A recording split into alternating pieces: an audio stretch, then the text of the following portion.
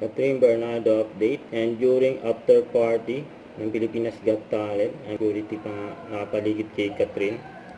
Very accommodating si Catherine, ay pinuntahan niya yung fans niya. Ganyan kabait si Catherine sa mga fans. So ayan po, bago siya umalis, nagpaalam muna si Catherine, ay nakishare ko sa mga fans, may flowers pa nga si Catherine. Ang daming tao dyan.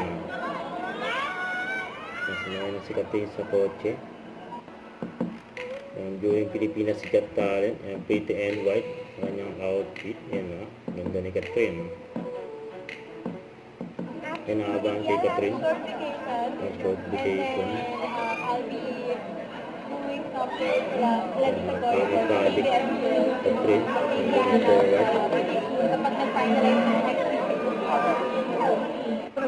Kaya congrats din ni Catherine. Ay si Tatay Pardon Tumpo. One winner. Maraming salamat sa iyo. Sabi mo na maniwala ko dito sa amin. Pero hindi ka nalawag dito. Ako na natin babalik.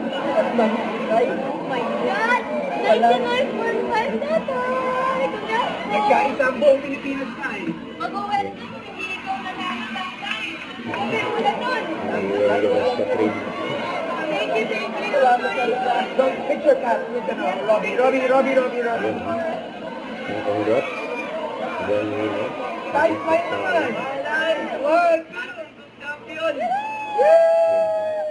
And congrats.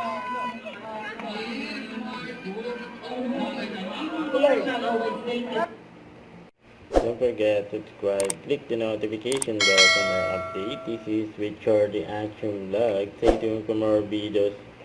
See ya.